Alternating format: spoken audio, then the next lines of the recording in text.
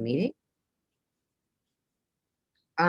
Just wanted to say thank you guys so much for logging on early in the morning on a Saturday morning. We appreciate you so much for being here. My name is Jasmine Stiles. I'm the president of the Tampa Bay Association of Black Journalists. And we normally do events for our members every month. And this month we decided to do a TV writing workshop. We have ABC7's Jeff Butera, who is an amazing anchor, writer, reporter, and probably has one of the best professional Twitters in the game. I've been following Jeff for a really long time and use a lot of his ideas and guidelines within my own writing in Tampa Bay, where I work as a weekend anchor and reporter. And I could definitely say it's made my writing and my anchoring stand out from anybody else when I put together my reel. I've always been complimented that I'm very conversational, and I cannot take credit for that alone. Jeff's writing has and writing tips have definitely helped me become a better journalist, and it makes me, I think, more palatable and relatable to viewers.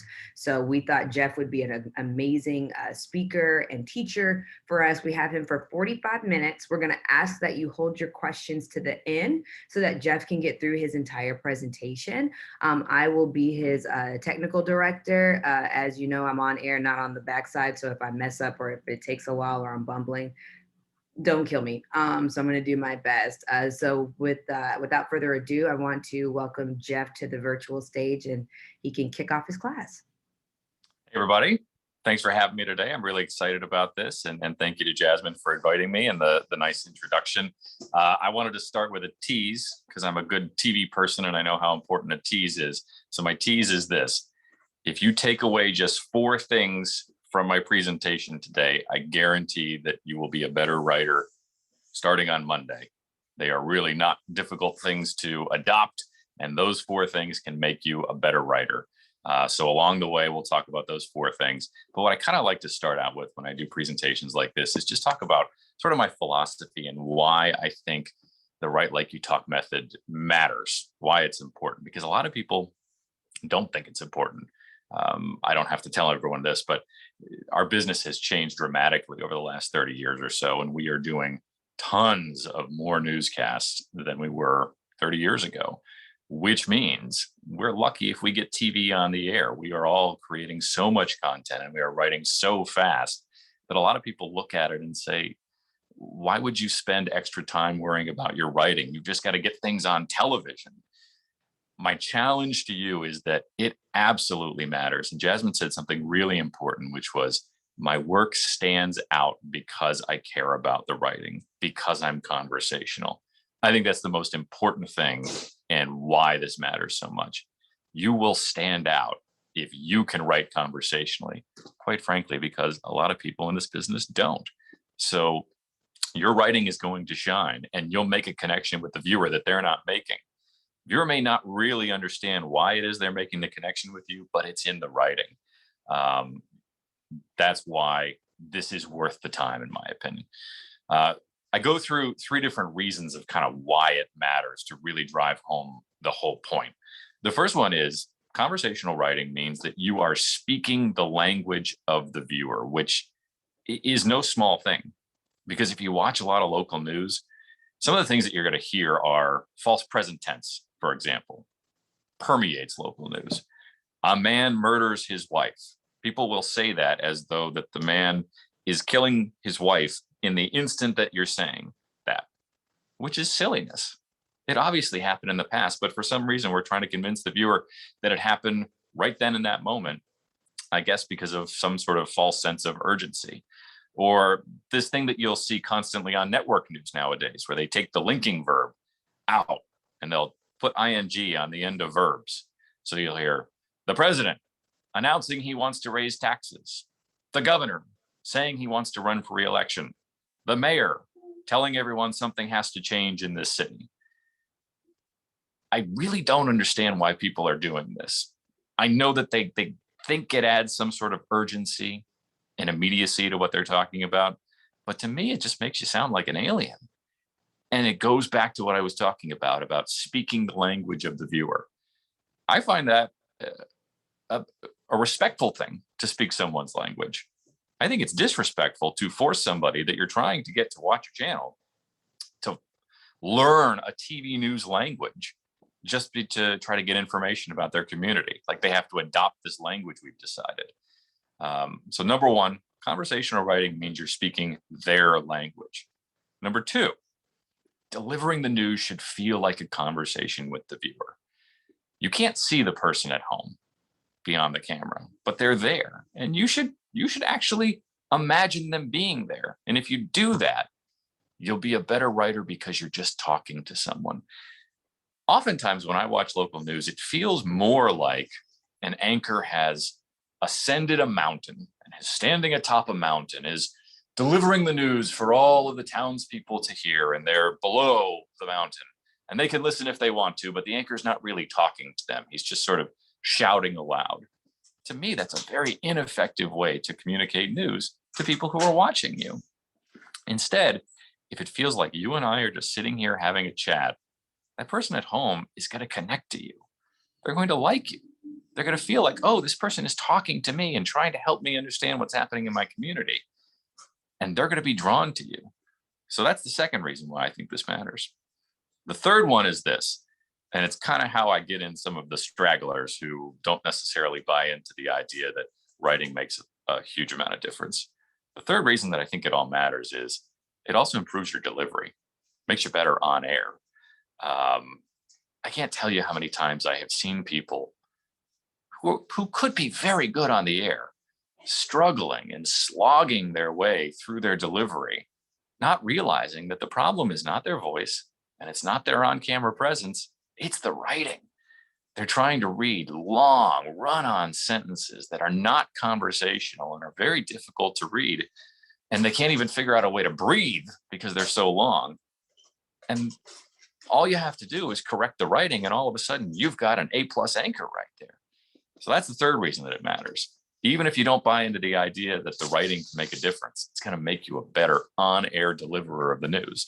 And for anybody out there who is a producer, so you're writing for someone else, if you can write conversationally, if you can write like you talk, the person that you write for is going to love you. I promise you, because you're going to make them better on the air. And again, they may not even realize why it's happening, but they're going to think, I'm stronger today. I'm doing better today. So those are the three reasons why I really feel like this matters. So how do you achieve that? Let's talk about the four things that I think if you take nothing else away from the next hour, if you just take these four things away, I think it's going to make you a better writer. In fact, I would write a little Post-it note and stick it on the monitor of my computer at work just to remind me of these four things, because if you can adopt them, all of a sudden you're going to see your writing go to new heights. These are the four main tenets of Write Like You Talk. The first one is this: 8 to 12 words per sentence. That's where you want to be with all of the sentences that you write for broadcast news. 8 to 12 words a sentence. We're going to start with an example. It's actually from a movie back in the 80s called Broadcast News, which if you've never seen it is actually, it really holds up as an example of our business and some of the personalities that you'll meet in this business. But the example that I want to play is there's a character in the movie. He's played by Albert Brooks. His name is Aaron Altman, and he's supposed to be this very intellectual, big J journalism reporter who's doing important work, supposed to be a great writer, and he badly wants to anchor the news, but he's not a very good looking guy, and he doesn't know how to dress himself. He doesn't know how to sit on the anchor desk. He's not comfortable there, and he sweats profusely. So they let him anchor the weekend news one day. And what I'm going to show you is, this is his lead story. It's his anchor intro to a package. And this supposedly great writer, this is what he comes up with for his anchor intro. So Jasmine's going to play it. Hopefully we can hear it.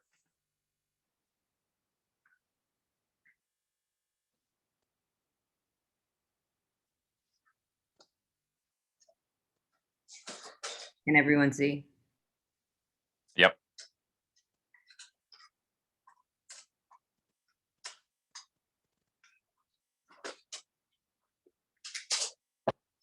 Sorry, my mouse likes to play games, so I gotta play hide and seek with it for a minute. Give me 2 seconds.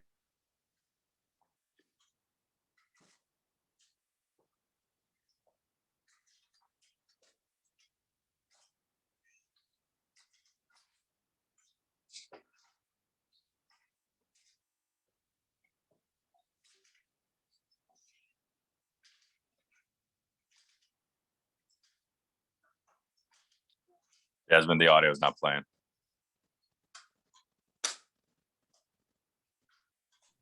Maybe it's because I'm muted.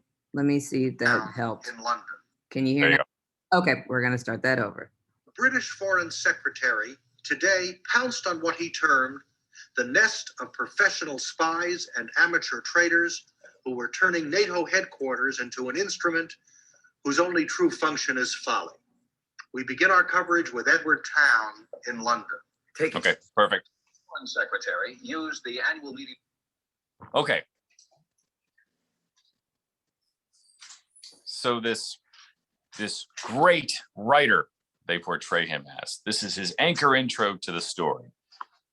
He says, the British Foreign Secretary today pounced on what he termed the nest of professional spies and amateur traders who are turning NATO headquarters into an instrument whose only true function is folly. If you're wondering how many words were in that one sentence right there, it was 30.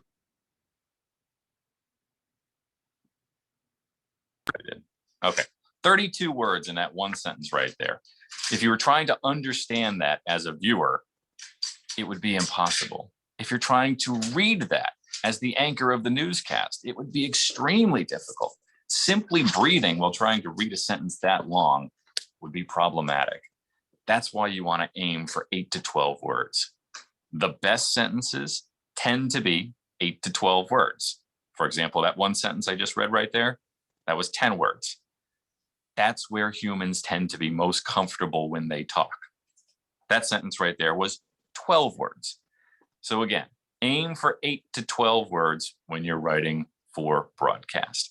Sometimes shorter, which is great. Occasionally, you can go a tad longer based on the content of what you're talking about, but 8 to 12 words should really be your guide because it's going to mirror conversational patterns.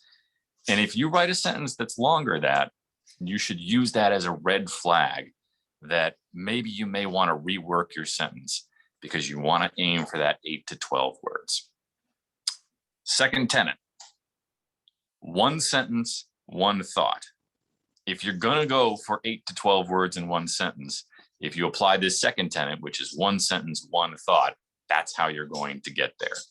I want to start with an example with this one sentence, one thought idea. A couple of years ago in my market, we had a big story that happened on a Friday night. There was a dance that they were having at an elementary school in town. And the kids were in the cafeteria, and halfway through the dance, the kids started to get sick. They were coughing and starting to feel bad. Some of them had to be rushed to the hospital. They ended up evacuating all these kids from the cafeteria. And what they realized was there was some kind of gas that was getting into the cafeteria by accident. It was making the kids sick. So the next Monday, the big question was, well, what was this gas and how did it get into the cafeteria? I came in and the producer had written the lead sentence for the story. And this is what he had me trying to read on television that night. A hazmat captain who was at G. Weaver Hipps Elementary School as students were rushed to the hospital told us today there is no trace of the contaminant left that could tell us what it could have been. It was 38 words in that one sentence right there. And at a minimum, he was trying to cram 4 different thoughts into that one sentence. It was a run-on sentence. It was hard to read. It was confusing. There was no chance of breathing at the appropriate moments in that time. It was going to be a problem on air. That's why I believe it's so important to just limit yourself to one thought for your one sentence. You know, a newspaper, they have this thing, I think that the term that they use is a nut graph. And it's basically where you're trying to get the who, what, when, where, and why all into one sentence in your article, kind of like the thesis sentence. We shouldn't do that when it comes to TV news. You don't want to cram the who, what, when, where, and why all into one sentence. Just get one of those things into each sentence and give yourself a chance to breathe. You've heard me mention breathing quite a bit. It's a highly underrated, but very important part of both writing and simply delivering the news. And the best suggestion that I ever got was to treat a period like a command to breathe. So when you get to the end of a sentence and you see a period, use that as a reminder to take a breath and then deliver the next sentence. I think we often fear the silence in this business. We fear, like, if we just stop talking, the train is going to go off the tracks and we're going to have major problems. Don't be afraid of 1 second of pause. It's normal in everyday conversation patterns. And the viewer is not going to turn away if you stop talking for a half of a second. Particularly when you're out in the field and you're doing ad-libbing, trying to do breaking news. I see this happen all the time where everybody just sort of keeps talking. Hang on 1 second. Can you go downstairs for me? Okay. Can you play downstairs? Thanks. Sorry. My 4-year-old is nearby. Okay. Okay. So we were talking about breathing. Use that period as a command to take a breath. It's super important.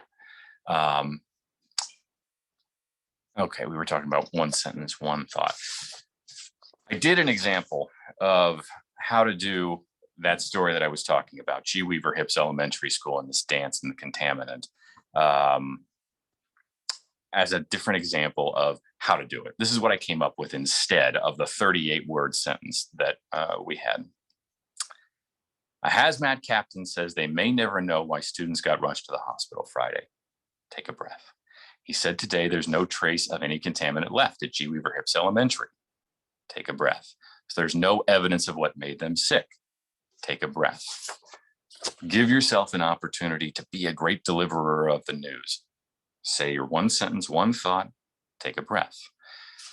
If you start seeing longer sentences with multiple thoughts inside of 1 sentence, use those as red flags that maybe you need to break up the sentences. So those are our first 2 tenets. Number 3, eliminate cliches and journalese. Cliches are generally considered bad writing, no matter what kind of writing it is that you're talking about, whether it's writing for broadcast, writing for newspaper, writing for a paper when you're back in college, writing anything like that. It's generally considered bad writing. Yet we have cliches constantly in our business. And there's an actual reason for that. And it's this, and we've kind of already talked about it. We are doing so much news right now, so much content that we are trying to deliver that, we write fast. We write what we know. We resort back to the things that we're used to and that sort of thing. Cliches tend to show up in our writing when that sort of thing happens, when we're writing fast, because it's what we know. But they're not really considered strong writing. And if you can eliminate cliches from your writing, you'll be better off. Here are some cliches that I guarantee if you watch the 6 o'clock news tonight, you're going to hear a couple of these on the air. Around the clock. Completely destroyed. Details are sketchy.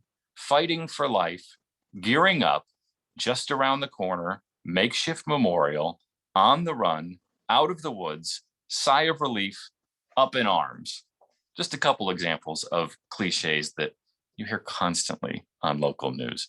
If you can get them out of your writing, you're going to be better off. Because to me, they almost make TV news sound like a parody of itself, almost like an SNL sketch, if you will. And we can be stronger than that. We can have writing that's better than that. I mentioned eliminate cliches and journalese. I kind of separate the two because cliches are phrases that end up in everyday conversation a lot, but are still considered weak writing.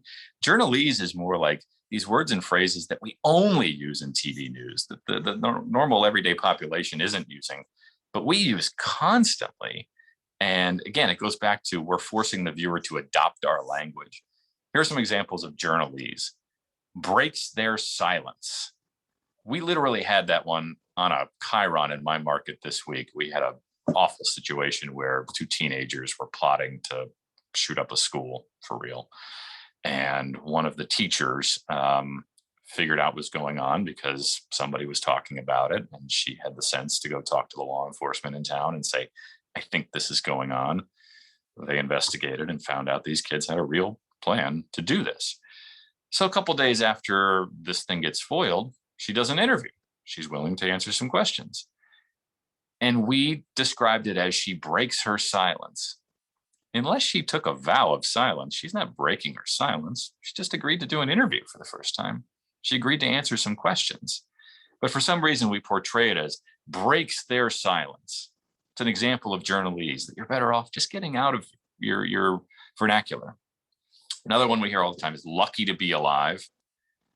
We're all lucky to be alive. And I think it's a little silly when we say that sort of thing. You're better off if you don't say it. Another one that you hear a lot is more questions than answers, which almost feels a little poetic, but is really just sort of a cover for, I don't have anything else to say and I don't have any more facts, but either I'm trying to reach my minute 10 for my package, or I just kind of wanted to make it a little bit longer. I wouldn't say that on television, nor would I say something that shows up in crime stories all the time, which is no word on whether there's a suspect, no word on whether there's any new evidence in the case. To me, in that particular case, one of the things I like to do is I like to turn it around and make it a positive thing. If I genuinely feel like the viewer is wondering about this particular information, then I say, we're finding out if there's a suspect. We're finding out if there are new clues today. And then you have to go find out. But I think you're better off saying that as opposed to resorting to this journalese example of no word on. Here's another one. Parents' worst nightmare. I always rolled my eyes at that one. But since I became a parent, I really started rolling my eyes at that one. We have no idea what a parent's worst nightmare is. And it's particularly galling when you hear one that as a parent, you're like, that isn't even close to my worst nightmare. I heard one time. It's a parent's worst nightmare. You can't get your kid into the school that you want them to go to. Trust me, that's not even in the first 100 worst nightmares for being a parent. One that's constantly on the network news, speaking out. Whenever GMA or the Today Show gets a big interview, so-and-so is always speaking out. Britney Spears is speaking out for the first time. No, they're really just doing an interview. They're talking, they're saying something about a particular topic.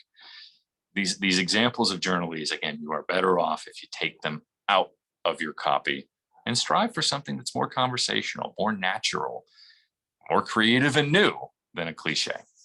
So that's tenet number 3. We've got 8 to 12 words in one sentence, one thought, eliminate cliches and journalese. These are the three of the 4 tenets that I think can make you a better writer starting today. The last one is write like you talk, write conversationally. I get some brushback from some people when I talk about the write like you talk method. And they say, well, if I wrote like I talk, I'd be cursing all the time on television. Or isn't it just going to be sloppy conversation if you write like you talk? Somebody even suggested, isn't that beneath the professionalism of TV news? What I want to make clear is there is a level of decorum that we bring to a professional setting that we don't bring to a restaurant or a bar when we're hanging out with friends, or whether we're at the ball game or something like that. The way that you talk when you're at work or you're having a conversation with your boss is going to be very different than when you're hanging out on a Friday night with your coworkers after work. When you're on TV, the decorum level is the same as when you're talking to your boss. But it's still a conversation. It's still a conversational pattern when you're talking to your boss. That's what you're aiming for when you talk about write like you talk on the news. So how do you achieve that? One of the examples that I like to give is, imagine that you're at the biggest intersection in your town and you happen to be there as there's a nasty crash that happens in front of you. Say one car is speeding down the road. Maybe they're running away from police and they T-bone another car that's trying to cross the intersection. And you're there and you actually see it happening. And somebody else comes up to you and they're standing next to you and they say, well, what happened here? You saw it, I didn't. What happened here? You wouldn't turn to them and say, as some people talk on the news and say, a man dies after an unknown assailant ran from police and crashed his vehicle into another vehicle, killing the occupant of that car. It's not how you talk to a person who's standing right next to you. You'd say, the man was running from police and he crashed his car into another car. He killed that driver of that car over there. That's your starting point. How you would phrase a story that you are literally telling to somebody right next to you when you have information and they don't, how you would talk to them. That's your starting point for how you would write that story. Or for example, imagine you're sitting at the dinner table and you're there with a family member, boyfriend, girlfriend, husband, wife, parent, whatever. And maybe they want to know about the State of the Union. Hey, I missed the State of the Union last night. What did Biden say? How you would answer that question right there, sitting at the dinner table, is a good starting point for how you'd want to write that story. You'd think about what was the most important thing the president said during the State of the Union. You'd probably start with that. And how you would phrase it, just talking to them right there at the dinner table, is the way that I would go with writing that story. Treat your copy like you are specifically talking to one person.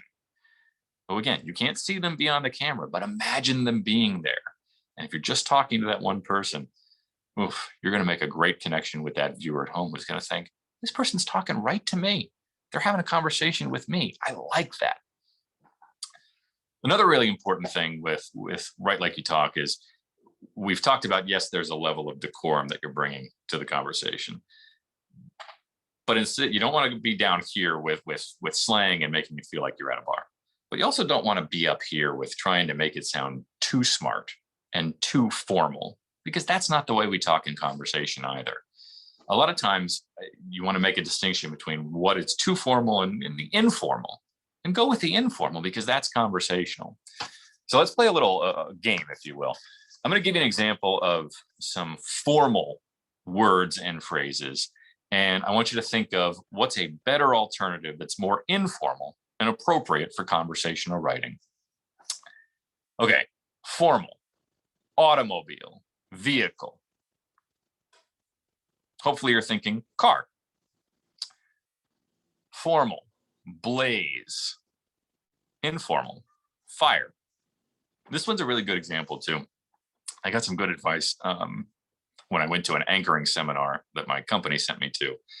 And there was a former news director there who's now a consultant, and she was really helpful. And she said, for some reason, anchors and reporters assume that the viewer at home is sitting there with a notepad, counting how many times we say certain words. And because of that, we have this instinct to try to not say the same word over again. And this was the perfect example. She's like, everyday conversation, you call it a fire. It's a fire. Nobody calls it a blaze. But for some reason, TV news people are worried about saying fire too many times. So we go to this thing that nobody says called blaze. She says, nobody's counting. She's like, I'd say fire 50 times in a row before I would say this unconversational, clunky word blaze. And since that conversation, I've never said the word blaze on television again. Said fire a million times, but I'm not saying blaze. And no viewer has complained to me ever about me saying fire too many times. So I think it's a good example. Say the words that people say in normal conversation. Okay, formal, consumer, informal, shopper. Formal, firearm, informal, gun. Formal, incarcerated, informal, in jail.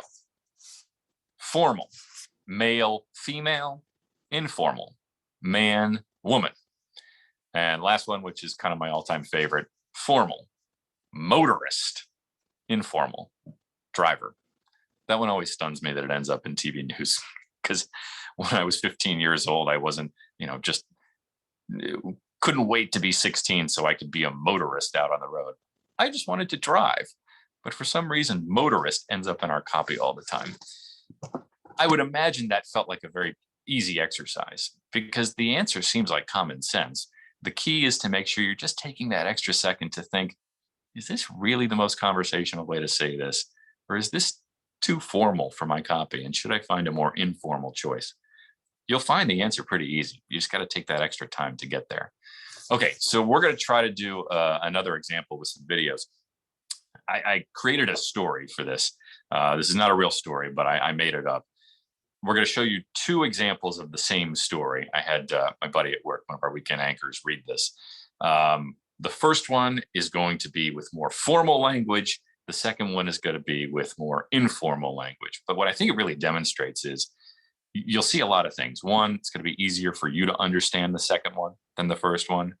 I think it's going to be easier for the anchor, my coworker, Jeff, to read the second one than the first one. And I think if you put yourself in the viewer's shoes, you're going to connect to the second read a heck of a lot more than the first one. And again, I'm not totally sure viewers are going to understand why there's a difference, but they're going to think, I like the second one a lot more. So let's play. This is, Jasmine, this will be the second and third link. It's called Read 1 and Read 2. A motorist is lucky to be alive tonight after losing control of his automobile and crashing into a residence. The wreck transpired on 52nd Street after the intoxicated male drove his vehicle into a house, catching the house on fire. The blaze burned the establishment down, but no persons were occupying the building at the time. The driver was transported to the hospital where he was treated for non-life-threatening injuries. He will be charged with drunk driving after he is discharged from the hospital.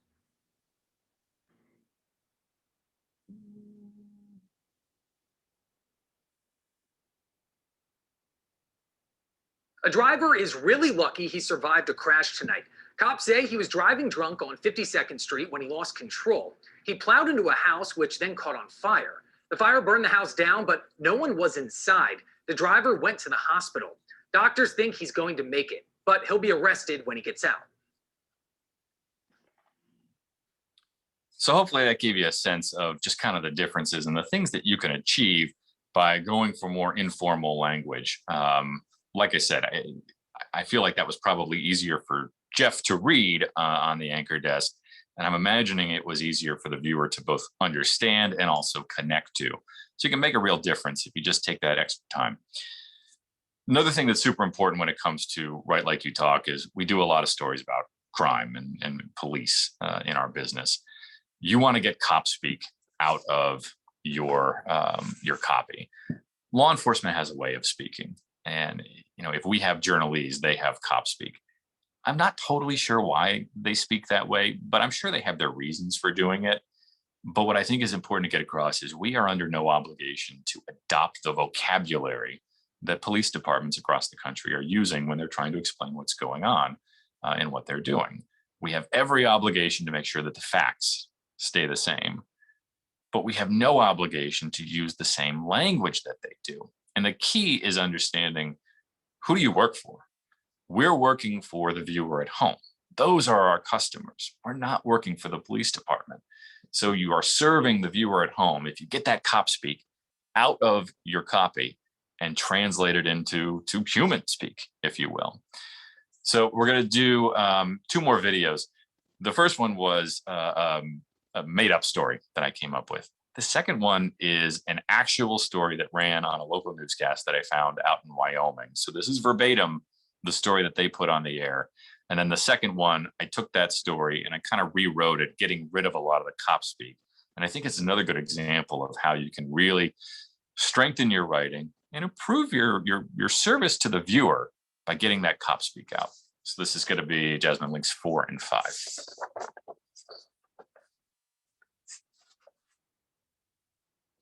All right, I think I'm going to do this right. Let's see. A Colorado resident is in custody after leading Wyoming patrol on a chase.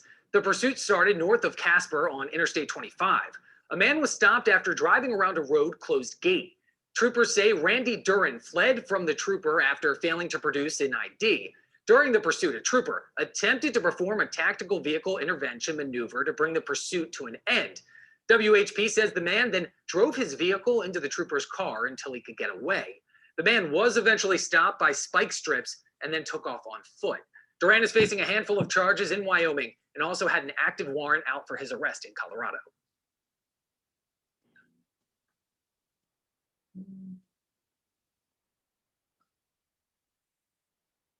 Sorry, the bar's in my way. A driver is really lucky. Just gonna go here.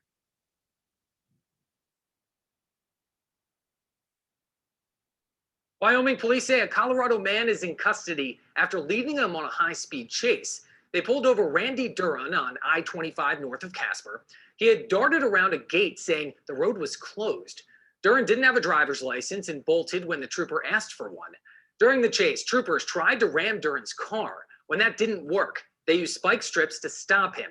Duran tried to run away, but troopers caught him. He'll face charges in Wyoming and Colorado. So hopefully you'll hear the difference in those 2 stories right there and getting some of the cop speak out. And again, it achieves multiple different benefits, whether it's, easier for Jeff to read, easier for the viewer to understand.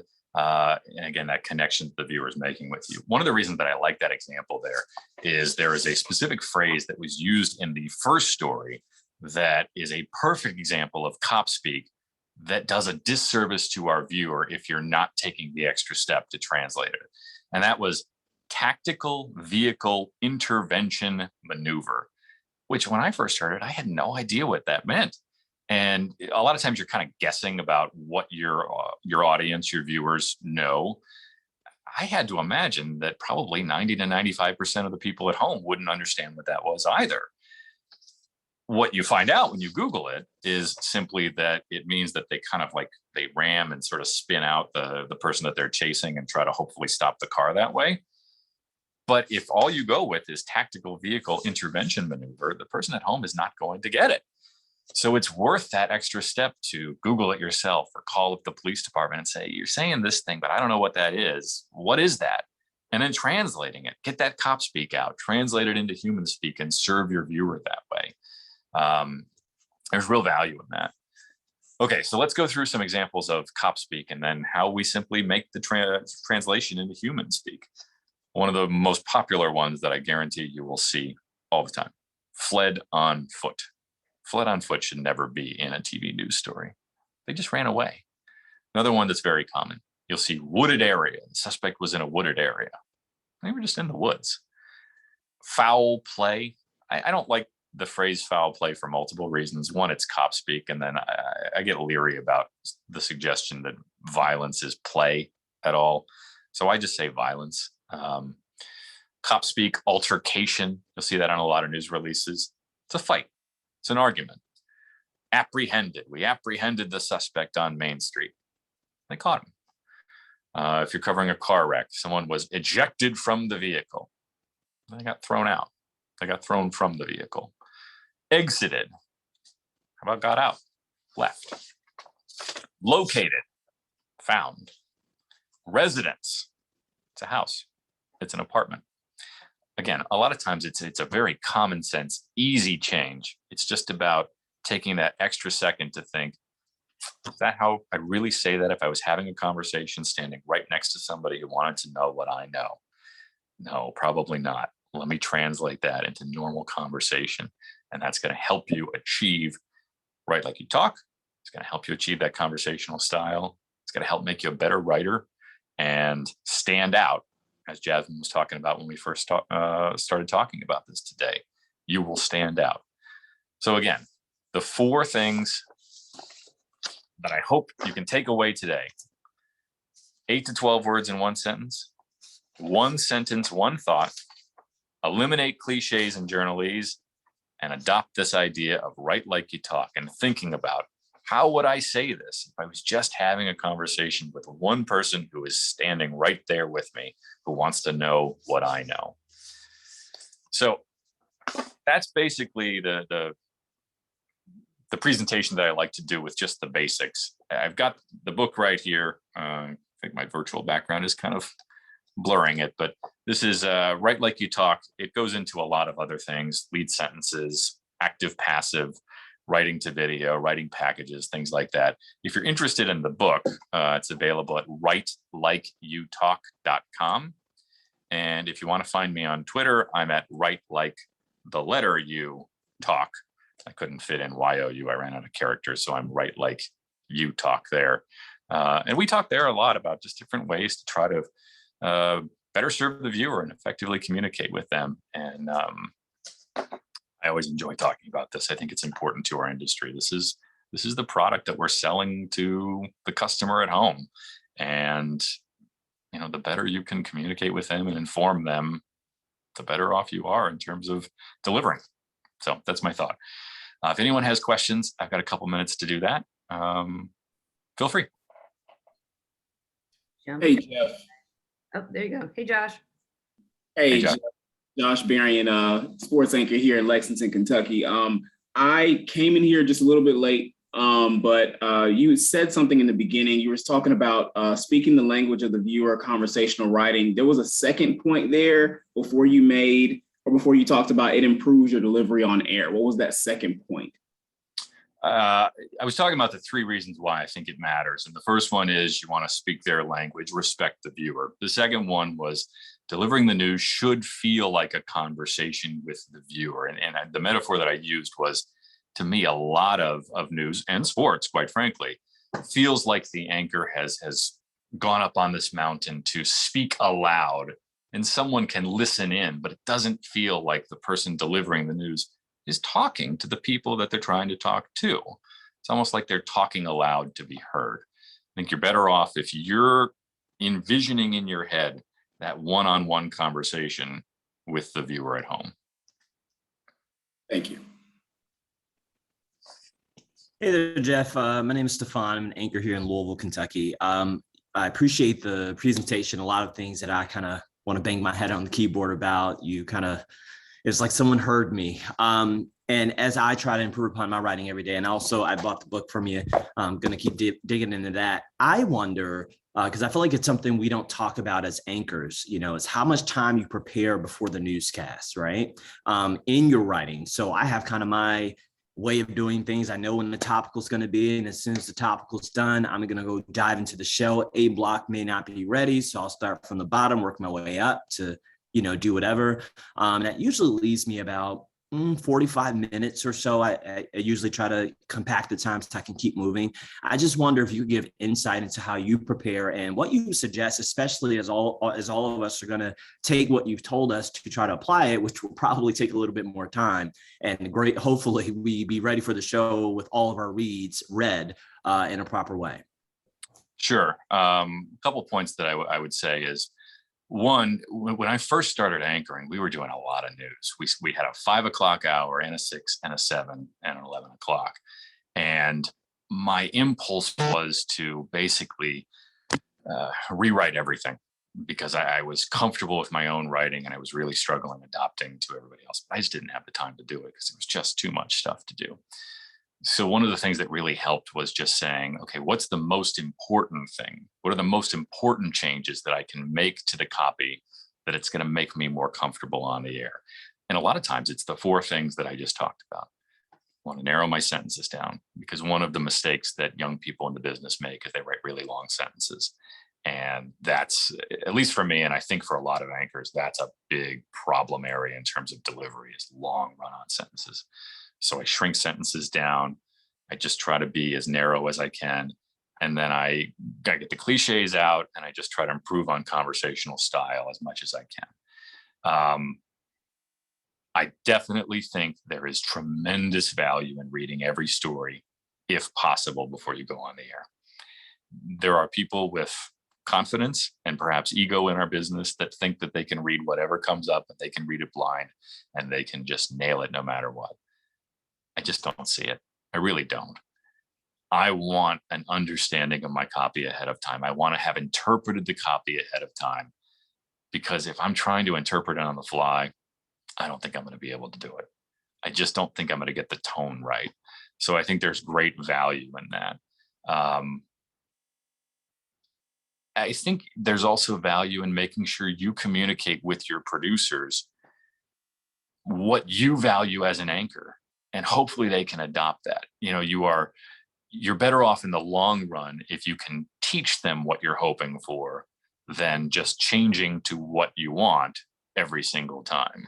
So there's value in taking the time to be a teacher rather than devoting all of that time to making changes in your copy.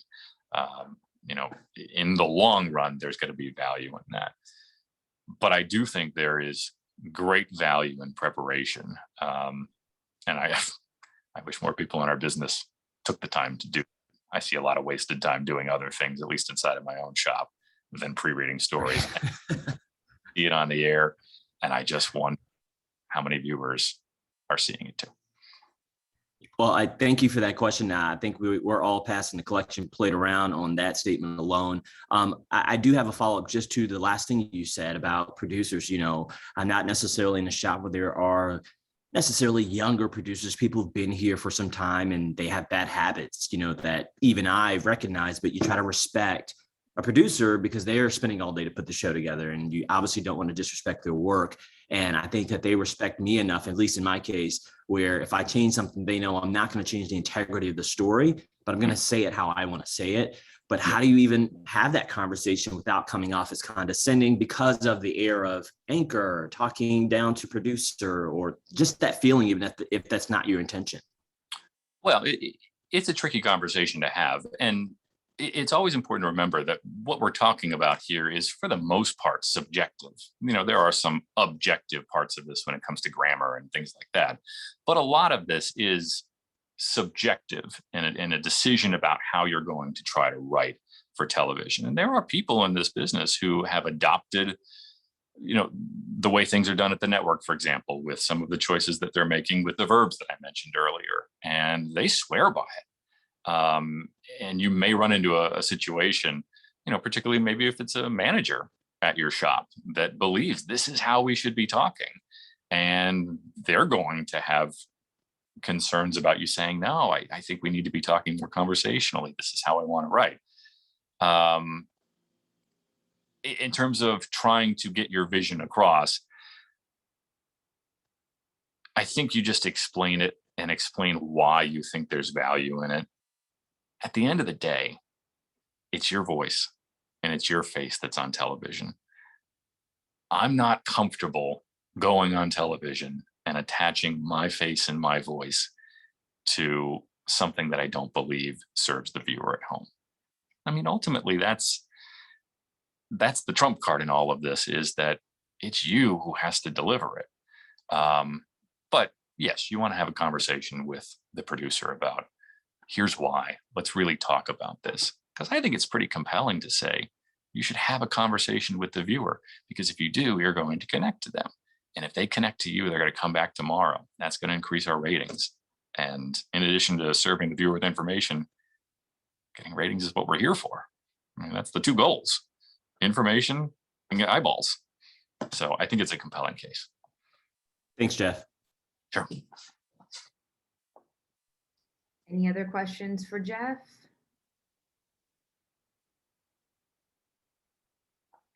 Three, two, one. Well, I guess that's it. If you guys have any other questions for Jeff, you can find him on Twitter. I don't think you're on Instagram, are you, Jeff? I'm not on Instagram. Should I be on Instagram? Maybe. Our social media team tried to tag you. I'm like, I don't think he has an Instagram. But the other thing we wanted to do, TBABJ wanted to give a thank you for the people who joined the call. And so I still owe Jeff money, but we're going to buy 2 of Jeff's books. But we're going to, I just basically did a random number generator, and whatever number you came up when you signed up on the form is who got picked. So I'm literally going to do that right now. 31 people signed up. If those people are not here, we're going to just scoot. I'm hitting generate. The number is 2. That person is not here because she works with me, and I didn't see her on the thing. So we'll do another generator. 15. Is Bill on the line? Or Bill on the Zoom? Bill? Yeah, I think he is. Bill Kingston. I see you. I don't know if you're in a space to unmute. And Bill already has the book. Thank you. Clearly a lot of fans of Jeff here. I'll do one more. 28 is Lena. Lena, did you buy the book too? I literally just bought the book 5 minutes ago.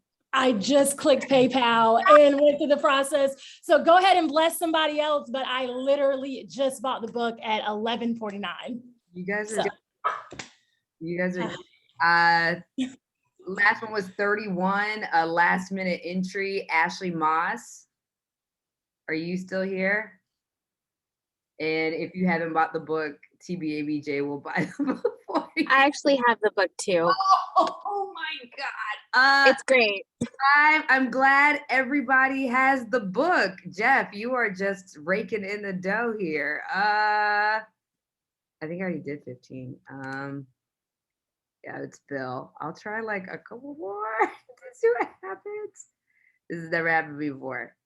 I know she's not on the call because she's with me. Steph already has the book. I don't know what to do here. I don't know. Jeff, do you want to? Can I just gift? Can I just accept it and gift it to whoever? Go ahead, give it to Shay Simon. Give it to Shay Simon. Going to I need a copy. Hey, Jasmine. Hey, oh, I can't see you. What's up? Here's what I'm going to do. Everyone has the book. These are books that I sent out and for some reason or another got lost in the mail along the way. So they came back. They're in good condition, but they're not in like totally perfect condition because they, got traveled around the country. I'm going to send these to you. And whoever wants. I got you covered. Yeah. So just send me your address. Thank you, Jeff. I'll send, if you would like, how many books do you have, friend? I got 5 here. You want me to just send them to the station?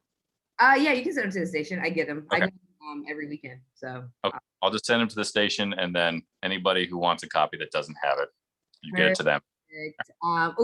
Chancellor had one more question. Sure. Okay? Chancellor. Hey, Jeff. Yeah. Hey, Jeff. Chancellor Johnson. I'm a sports reporter here in Green Bay, Wisconsin. I actually got your book as well, too. Probably about a year ago. I got a chance to read through it. Loved it. But from the sports side, I'm going back to your 8 to 12 words per sentence. For me, I kind of struggle with that at times. And I know you were saying one sentence, one thought kind of helps with that. Do you have any other tips? Specifically for somebody like who's in sports, when you kind of have a little bit more range to kind of maybe joke a little bit more or kind of just, not stick to a, so like a newsy side of things. When it comes to sports guys tend to be pretty good about being conversational, in part because of the topic that they're covering. Sports is not, it's not really difficult to understand a lot of times. It's particularly when you understand sports, there aren't a lot of tough concepts in there. So the conversational part is usually not a problem. When it comes to sports, I think the problem that often happens is resorting to cliches, in part because the people that you're interviewing resort to cliches as a defense mechanism constantly. I think the challenge for the sports guys is to not adopt that as well.